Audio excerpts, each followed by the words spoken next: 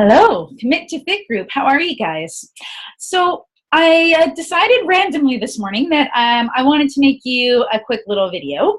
I have been working on our quarterly webinar that we were supposed to do this month, and I was finding, to be honest with you, that it was getting quite stressful. I was feeling like there was a lot of pressure to get information out to you guys, and I stopped myself this morning from putting that pressure on myself and decided instead that I just want to chat with you. I want to just verbally tell you guys some of this information, and we're going to do it in small little snippets.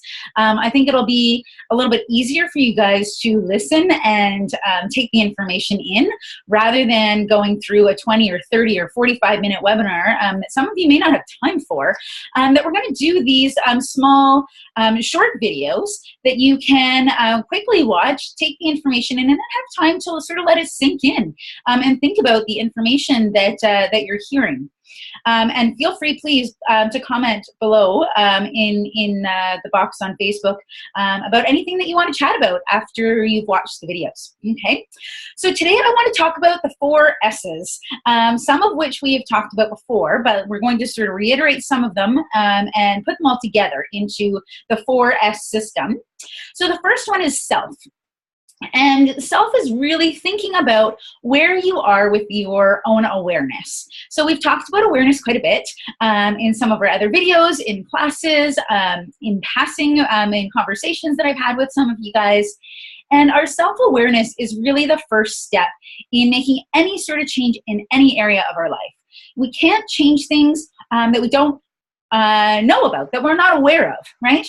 So finding that self-awareness is huge and really is that first step in any of our progress in any area of our life. The second S, which it sort of leads into, is our stories. We all have stories in our lives that we truly believe are true. We tell our stories over and over again out into the world, sometimes without us even being aware. And being aware of those stories is the first step to changing those stories. So for instance, let me give you a quick example. My husband tells people all of the time that he is not a foodie, quote unquote. And it took me a long time to sort of understand even what he meant by that. To him, not being a foodie means that he's not somebody who enjoys food. It's not, he doesn't care about food. He doesn't think about food. He doesn't feel like he needs to eat food throughout his day. He honestly could skip all the meals in the day and not even realize. And that to me is truly one of those things that is a story that he has created for himself because he doesn't like to try new foods. He honestly doesn't, he doesn't like to explore foods, things that show up on his plate that are new or unfamiliar to him, he wants nothing to do with. And so he started to tell people that he is not a foodie.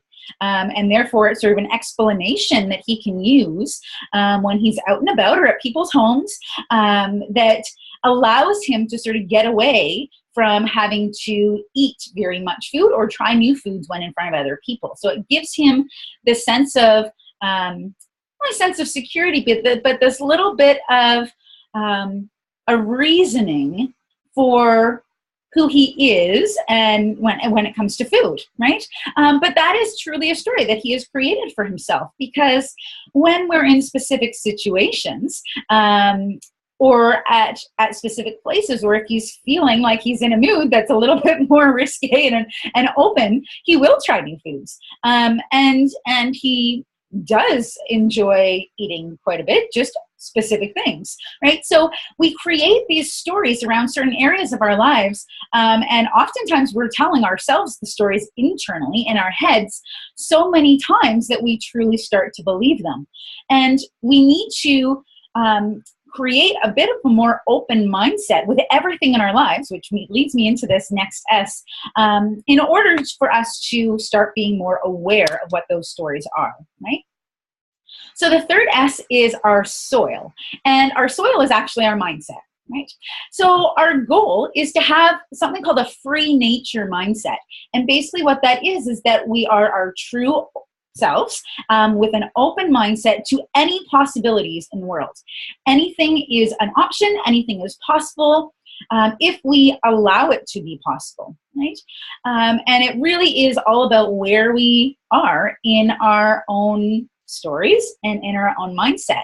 And the first step in that is, one, being aware of what our stories are. Number two, being open to the fact that those are stories in our head, and they're only that. They are stories that are completely changeable at any time.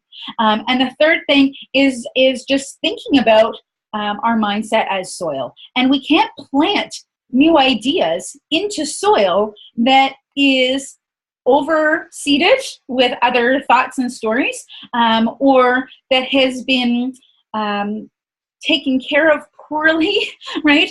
If you think about growing a crop in soil that has never been weeded or that is full of chemicals, it's going to be really difficult to grow something new, right? So that's sort of the idea of the soil, is that we need this clean slate in order to plant new ideas and new thoughts and take us in a new direction, okay? And then the last S is a word called sawubona.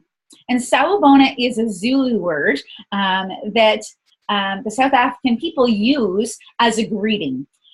They use it to say hello. They use it to say, how are you? They use it to say goodbye sometimes.